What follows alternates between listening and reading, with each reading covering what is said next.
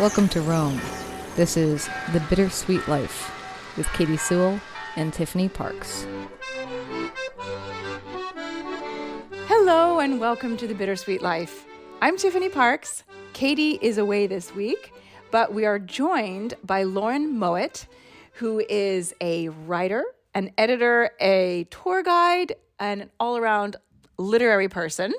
Yes, I would say so. Thank you for joining us. Thank you. I'm happy to be here. And we are going to have a conversation about, among other things, the literary life that Lauren has created for herself in Florence. So first, tell me what brought you to Italy in general. Well, I originally came to Italy 15 years ago for actually partially writerly reasons, I guess you could say. I had always wanted to be a writer since I was very young, and I had come to Rome because I wanted to create a writing life for myself, and I didn't know how to do that in the United States. I grew up in California. I went to college, and I thought after college you have to get an internship that will turn into a job, or you have to go to grad school. I saw this whole ladder of tasks to do, and I didn't understand how writing could fit into that. And part of moving abroad was kind of getting out of that context, getting into a completely different world where I thought this will be a free place where I can do my writing. Now, of course, as everyone who knows who has moved abroad, you end up working maybe a lot more than you would have doing the average 9 to 5 because you are putting together a bunch of different jobs and hustling. And I think it definitely enriched my writing life, but it did not give me time to write like I had foolishly believed at the beginning. That's so interesting. We talk a lot about on this show letting go of the script or the path that so often, especially those of us who grew up in the United States, feel like is set out for us. So I'm actually not surprised that you said like the writer in you rebelled against that well-trod path. Yeah, exactly. It just sort of seemed, I didn't know what it would look like abroad, but I knew it wouldn't look like all the options that felt available to me back in the US. Now, as a writer myself who lives in Italy, I personally, I did not grow up wanting to be a writer. I liked to write, but I wanted to be a singer. I wanted to be an opera singer. That was my passion as a young person. I still to this day believe, and I want to hear if you feel the same way or similar about your writing career, that there's no way I could have become a writer if I hadn't moved to Italy, because I don't think that I would have gotten the necessary inspiration and cultural input in order to produce anything if I hadn't been in a place like this. I completely agree with that. I don't even know what I would be writing if I had stayed. Because also doing something like moving abroad it changes who you are so much, and what you write comes from the experiences you've had and who you are. So it sort of becomes impossible to disentangle those two things. I published a short story collection about 3 years ago called Intermezzo, and all the stories in that collection were written over the 10 years since I'd moved to Italy and everything that came out of that move. So the stories are not necessarily about my personal life, but they're all influenced by the fact that I moved here. Do you think it is a coincidence that so many great writers have come and lived in Italy? Rome and Florence specifically? I think Rome and Florence in particular, but all over Italy, is inspirational on numerous levels. So you can kind of approach inspiration from so many different sides. You know, if you're attracted to art, there's so much art, and that art can be so inspiring. There's so many other incredible authors and writers living, of course, in Italy over the centuries that you can read. Just the general beauty of every city can be inspiring as well. And I do think there is something about, you know, if you're someone who has moved abroad, even not necessarily to Italy, but you're just interested in putting together a life that doesn't look like the other lives you have seen, you know, that in itself is a creative act. And so it doesn't surprise me that more creativity would come out of that.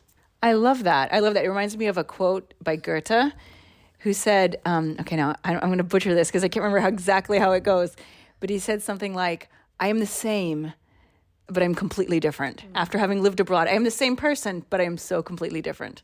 Absolutely. Yes. Yeah, I love that.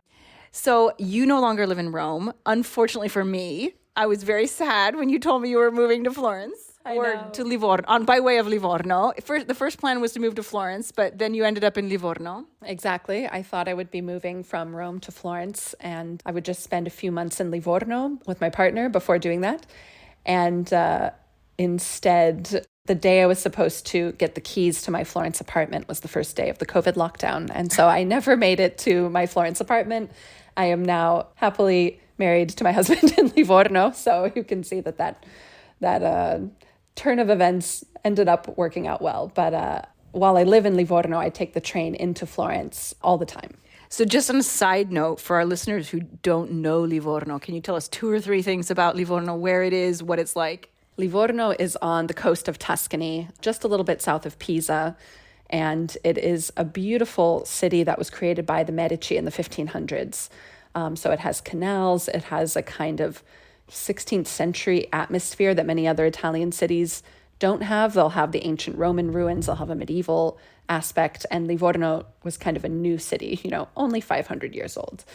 A hidden gem, in my opinion, of Italy, because not so many people visit there. It's never packed with tourists, it's never crowded, but it is a gorgeous place. I've actually never been there, but You have to come as soon as you can. This summer, come to Livorno. I see your pictures, especially in the summer, and I'm like, oh man.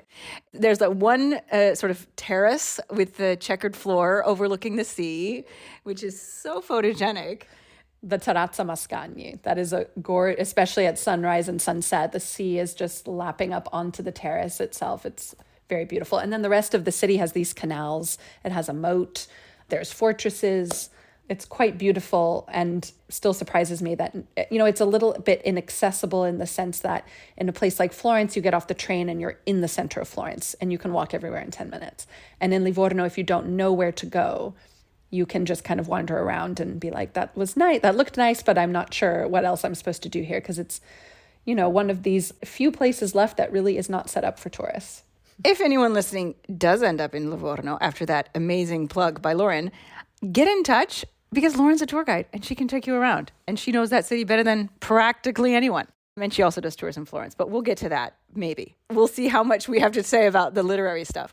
So I want to talk, first of all, a little more about your book, what's the name of your book? The name of my book is Intermezzo. Not to be confused with The now very famous Intermezzo by Sally Rooney. So I've had some very hilarious situations in which I say, my book is Intermezzo. And one person actually said, oh, you're Sally Rooney? And I was like, yeah, I wish I was Sally Rooney. But my book came out in 2022. And it's a short story collection, but it's published in English and in Italian. So there's like in parallel text within the same book. So you can read it in the English, in the Italian, you can practice your Italian, you can switch back and forth. And that's part of the theme of intermezzo, being in the middle of these two languages, of two cultures, of different situations. That's sort of the theme of the whole collection. I read it and I really loved it. I absolutely loved it. And so I highly recommend it. We'll put a link in the show notes of where you can get this, because I know it's available in a few different places depending on if you're in Italy or if you're in somewhere else. So that is very exciting. And also, you are part of a literary society. What's the name of the society? The Florence Literary Society. Did you start that? So I'm one of the founding members of this group. We have been, for those of you in Italy, Associazione Culturale. We've been in Associazione for 1 year now. It's just been such a fun experience. The whole group kind of came together because I was talking to other writers and readers and literary-minded folks in Florence, and all of us were sort of saying the same things. Every time we talk to another writer, the first thing they say is, I want to join a group. I want to meet other writers. I'm not meeting these people. Where are they? Where are you? And if all of us are having these conversations, that means there's even more people out there that are seeking a writing community in Florence. So it all started by making a newsletter of writing-related events in Florence in English, mostly just to narrow it down, honestly. to have it focused in English for now. And since becoming an associazione, we now put on writing-related workshops throughout the year.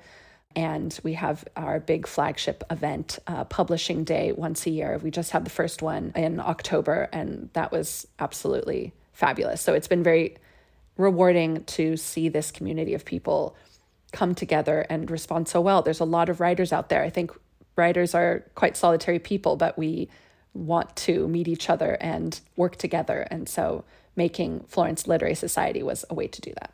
What I love is that you identified something that you wanted, that a lot of people wanted, and that didn't exist. And instead of just being like, oh, what a shame that that doesn't exist, you brought it into existence. So I would be very proud if I were you.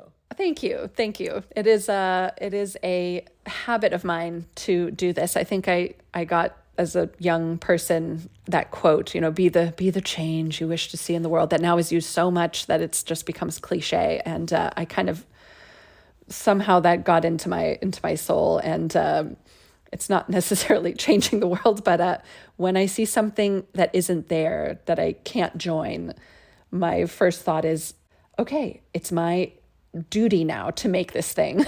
So this is what happened as well with the Open Doors Review literary magazine. Yeah, so let's talk about the literary magazine. When did that come about? How did that come about? What was the idea and the process? The literary magazine started during COVID, actually, when I found myself, as I said, sort of unexpectedly in Livorno, but in a place where I had no friends. And even if I had friends, you weren't allowed to go out and see anybody during COVID. And I was looking around online for literary magazines based in Italy that would publish in English. And I found some in Italian, I found some websites in English, but I wasn't finding the thing that I was looking for. And as a tour guide in COVID, I had a lot of free time because there was no one to give any tours to. And I thought, how hard can this be? Let's make a literary magazine. So it started in the tail end of 2020, so about almost exactly 5 years ago. And the purpose of Open Doors was to publish works, short stories, essays, poems, and art in English or in Italian. So you can submit in either English or Italian, because that is something I did not find anywhere, something that had both languages mixing together. I just was sort of seeing this separation between there's the Italian community, there's English-speaking tourists and English-speaking locals, people living in Italy for 1 year, 5 years, 20 years, 50 years. And I wanted to bring those two things together a little bit in this way. When I started, I thought, okay, maybe like a couple people I know will submit and we'll make a tiny pamphlet or something like this. And instead, what happened was people from around the world started sending their submissions in, and the magazine has now gotten bigger than I ever expected it would. More people are working on it. So we have editors, readers, translators now for this next edition, and it's just going to be even bigger in 2026. We have lots of plans. That's exciting. Say the name of it again. The Open Doors Review. And how often is it published? Twice a year. And where can people find like the physical copy? And is there also a virtual copy? There is a virtual PDF copy that you can find online. OpenDoorsReview.com is the website. And the physical copy is currently available in a bookstore in Florence. If you're in Florence, head to the Paperback Exchange. You can buy it there. But it's also available for print on demand anywhere in the world. Because what I started thinking as I'm looking at, who are the people interacting with Open Doors, where are these submissions coming from? People are in the US, there's people around Europe. And if I find a publisher in Italy, that person in the US is going to pay 50 euros to get their copy of Open Doors.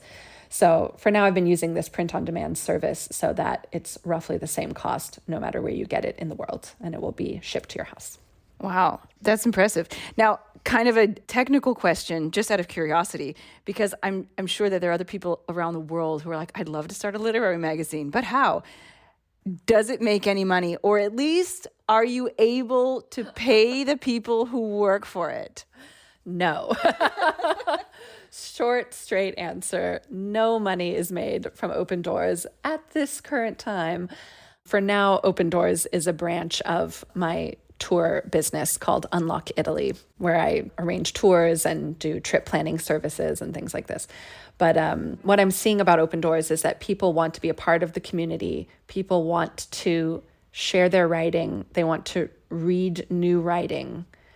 I think if you're not part of the community, you're not picking up a literary magazine that you find online at this time, Yeah, that makes sense. Talk to us a little bit about your Publishing Day event. Yes, Publishing Day. This is part of the Florence Literary Society. The concept is we have professional agents, editors, and writers leading panel discussions in the morning, talking about trends in publishing, how things like how to get an agent, how to move from an agent into being published, and what role you should be having, because publishing is changing so much that whatever you learned 5 years ago even is already out of date now. So to have people in the industry right now, these experts, talking to each other and to the audience, about what they are seeing on the ground now is just invaluable information for anybody who's interested in getting published. And in the afternoon, there are some seminars about different things, how to do your own marketing on the side, because even if you have a big publisher in the end, you need to be creating your profile and things like this. So sort of some guidance in that way. But then you also get to have these 10-minute one-on-one meetings with the agents and the editors. So you can practice pitching your work to them. You can send in some of your writing and they will give feedback on your writing. And you have that one-on-one interaction that can make a really big difference when you're thinking about how do I go from getting these words on the page to getting them out there in the world. That's a very big undertaking. And so that happened, the first version of that happened this past October, and you are planning on another one for next year? Absolutely, yes. Membership is currently open for the Florence Literary Society at the same price it was this year. It's going to go up a little bit next year, but we have 6 workshops lined up in Florence. We have Publishing Day coming up in November of 2026. And we are very excited for year 2. That's exciting. Maybe I'll come up for it next year. I also wanted to ask you a little bit about, I know this isn't something that might be open to the average listener, because I think you do this, correct me if I'm wrong, through a university. But what I want to hear about is your writing walks. I mean, I don't even know what it is. I've seen you post about it on social media. What is it? Yes. Okay. What I have designed this is for an educational group in the United States at the moment. So I've only been doing it for them, but is a sort of pilgrimage walk connected with creative writing. So through Italy runs this path called the Via Francigena. It traditionally ran from Canterbury to Rome. Pieces of this path still exist throughout Europe, but it's not a complete, you cannot now start. I mean, also there's, the English Channel, but you can't even go from straight through anymore. There's sort of areas that you can do the Via Francigena, but it was a pilgrimage path that in medieval times, pilgrims were taking to come to Rome on their pilgrimage to visit St. Peter's Basilica. And there is one of the most beautiful parts of this path runs through Tuscany. So what I do is take these students on the path.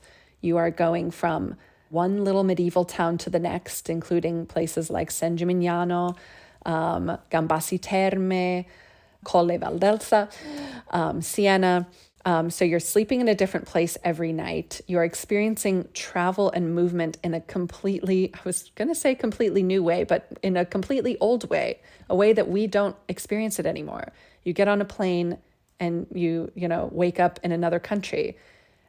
It's amazing to have the experience of seeing your destination in the distance and spending all day walking towards it and then finally arriving. And where are you walking? Through the absolutely gorgeous Tuscan countryside. So this walk is then accompanied by generative writing, creative writing prompts, because, I just really find writing and walking go extremely well together. And this is really something I would like to offer to other people outside of this education program. I want to do it. I might be one of those other people. I would love that. Last question. Since you have lived for a significant amount of your life in Rome, and now you have not lived in Florence, maybe full time, but you have spent a lot of time and you continually go to Florence and you are a tour guide in Florence. How do you compare those cities? Do you prefer one over the other? And what is it that you prefer about either place? I absolutely love this question. And I've always wanted to make like a personality quiz to sort of assign what's your ideal city in Italy, because I do think these cities have such different, in themselves, they have such different personalities. Rome is the city that this was the first place I ever came in Italy, and I lived here for 4 months as a study abroad student. And this is the city that I moved back to and lived in for 9 years. I love Rome in a deep place in my heart that will never change. I love the chaos of Rome, the combination of these ancient Roman ruins and then a beat up taxi is going practically over them. And then you have a gorgeous Baroque church. There's a sort of sacred, profane dynamic in Rome that just I find incredibly inspiring. But it is very chaotic. You never know what's going to happen when you wake up in the morning. You think you're going to be taking a simple bus ride from one part of town to the next. That will not happen. Some other crazy adventures will happen along the way. So I find Rome a harder place to write. I find I get a lot of inspiration from Rome, but then my mind can't settle down here because it's going all over the place. Florence, on the other hand, it's literally made on a grid by the ancient Romans, by Julius Caesar. It is a very Renaissance city. There's these beautiful palazzi. There's not a lot of greenery in Florence. Lots of gorgeous art. It's kind of like an open air museum that inside every building is another museum. And so it's a bit more for the orderly mind. So I find it's a bit easier to write in Florence, but I get my creative inspiration from Rome. I love that. I absolutely love that.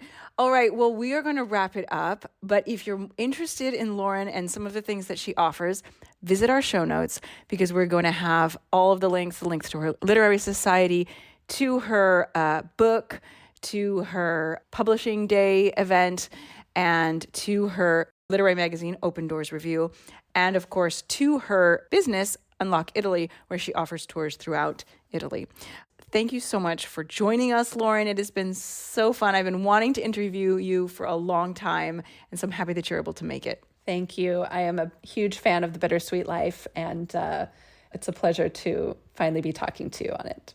All right, guys, thank you so much for listening, and join us again. Bye. You could sponsor this show and reach educated, curious, and compassionate listeners all over the world. Our listeners are a remarkable, diverse, and engaged group of people that I am so continually impressed by. Visit thebittersweetlife.net and click support to get the conversation started.